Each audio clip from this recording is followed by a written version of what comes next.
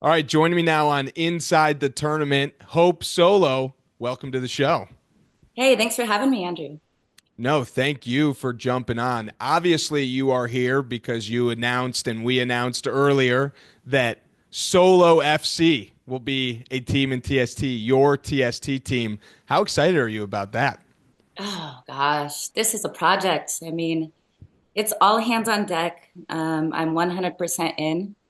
I think with anything that I choose to do, I can't half-ass it, right? I can't kind of be in, even though I have, all these excuses, raising my 5-year-old, soon to be 5-year-old twins and living in the mountains and being away from the game for so long.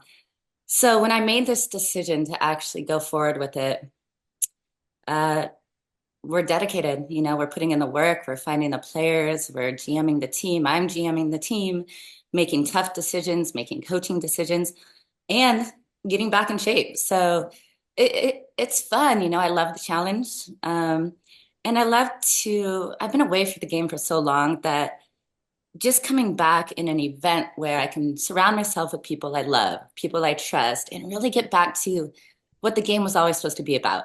Fun, competition, still winning, and obviously the equal pay aspect. But I'm really excited. I'm really excited. And I haven't had the game of football and soccer bring that much excitement to me over the last decade. So this is the time, it was the right timing to get back involved and to do something different. The team I'm creating is has never been built. It's never been done. It's historic. It's diverse. It's from players around the world, and we're still trying to create that team and get things done. But time is of the essence right now. I mean, this is going to come upon us very quickly. Yes, it will click. It will quickly become early June in Cary, North Carolina. As you prepare to lace them up again and get back out on the pitch, are you excited? Are you nervous? Like, how about the actual playing side of it? The actual playing side. So I am starting from square one, like literally square one. And it's fun. I have a dojo, I have a kicking wall, I'm getting my touches back, but it's still the little things that you don't think of, like getting your core back, getting just your muscle mass back alone, not to mention your endurance, your touches, my goalkeeping skills, my hands, my hand-eye coordination, my reactions. I mean, it's a lot. It is a lot because it's not just getting in shape, it's getting every little aspect of your body in shape. Um, but it's fun, my kids never got to see me play, and now we're running together. And I know that sounds ridiculous, but um, my kids keep me in shape, and we are running, we are hiking. They get to play soccer with me for the first time. And it's a family affair. My husband's kicking at me. I found the reactions, my diving. I mean, it's in me. It's in me. It just comes out. But if you think about it, my shoulder replacement after I was away from the game, I had my shoulder replacement in 2016. And I really have not, I haven't, really caught a ball. I haven't been diving because of my shoulder and because, I left Seattle. I left everything, the city aspect where I could pick up and play with my friends and my former teammates. And now we live in the woods. So there's no really pickup games and things like that. So I really have not dived in, since 2016. That's insane. My shoulder's handling it very well, though, surprisingly. It's strong. It's made of titanium, so I think I'll be okay. You're like, I don't know if you're a Marvel fan, but you're like the Winter Soldier. You got the Yes, titanium arm. of course I'm a Marvel fan. I like it. Yeah, we might need to call you that during TST. But one of the other cool parts of TST is that, every match ends on a goal with target score time. And we saw it a little bit year one, but we saw it a lot last year where the goalies would come out, play with their feet and in some cases bang in, game winning target score time goals. For you, how cool would it be to not only get to be back out on the pitch, but, score a game winning goal? When's the last time you did that? Okay. I mean, let's keep it real here, guys. I get that that's part of the game. My expectations for myself, I'm 43 years old. All right. I'm 43. I have not trained for 10 years. I'll get my body back. But what I think I have the opportunity to do with creating the Solo FC team, a global team from all walks of life, from different countries, not necessarily in the typical American US soccer system. Some are young stars. But I feel like this is my opportunity to, yes, be honest with myself, have fun.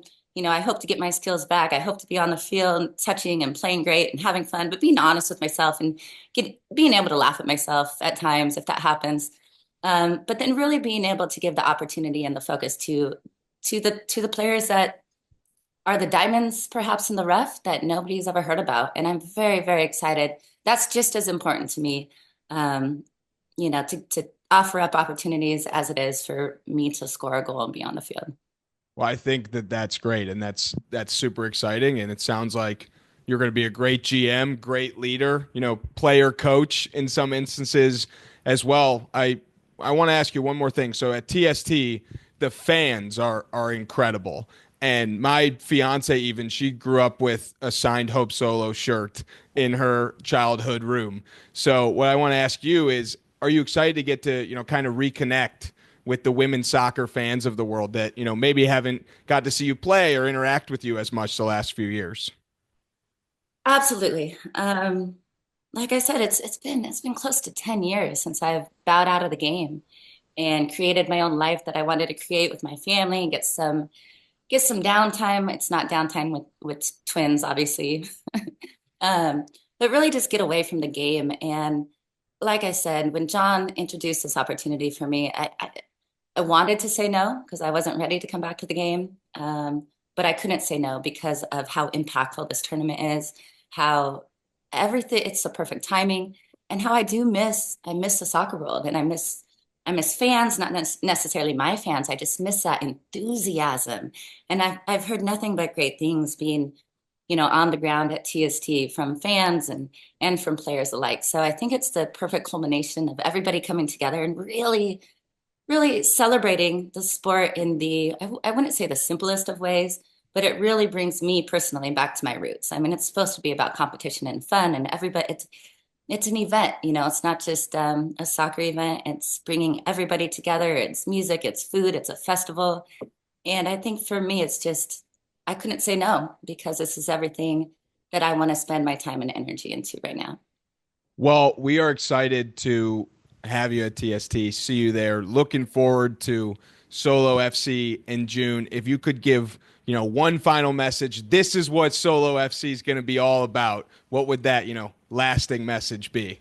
We're going to be a team filled with legends, filled with unknown heroines, and some workhorses, some young, familiar stars, in the college game.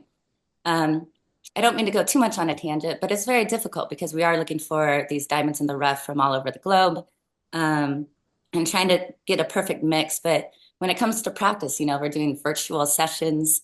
We're trying to create this team environment, even though we're from all parts of all walks of life. And when you look at last year's championship team, Heather O'Reilly's team, I know we're up against a huge challenge because many of them are from North Carolina. They're more local. It's easier to train. You can play pickup on the side. So I think what I want people to understand what we're trying to do is I want to shine a light on those players from around the world who you've never heard of, who are great players, who have the ability to get professional scholarships, or I guess I should say NCAA scholarships and professional contracts. And I want the world to see them for the players that they are. And when you look around the world and you see the investment that the United States has in women's soccer, it's huge in comparison to many nations. And so to be able to find those diamonds and realizing that many of these players don't have the investment that we do here in the United States when it comes to women's football, they're going to be playing for something much more than being on TV, much more than the experience. They're playing for the money because it impacts their family. They're playing for the experience because it might pull them out and get them a college scholarship or a pro contract. So what I want everyone to understand is that there are some great players out there that nobody's ever heard of, and I hope to bring them to TST. Well, that's exciting. As I mentioned, we will see you this June. Appreciate you jumping on the show and Solo FC. Good luck to the So squad. let's see. Thank you very much, Andrew. See you soon.